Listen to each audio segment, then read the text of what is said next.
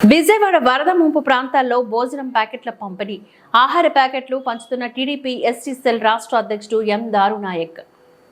Vijayawada rural Mylavaram నియోజకవర్గంలో ఇటీవల భారీ వర్షానికి గురైన జగ్గంపూడి కాలనీ వాసులకు నిత్యావసర సరుకుల పంపిణీ చేసి ప్రజలకు ప్రభుత్వ అండగా ఉంటుందని ముంపు ప్రాంతాల ప్రజలకు ధైర్యం చెప్పిన టీడీపీ ఎస్టీ సెల్ రాష్ట్ర అధ్యక్షుడు ఎం దారునాయక్.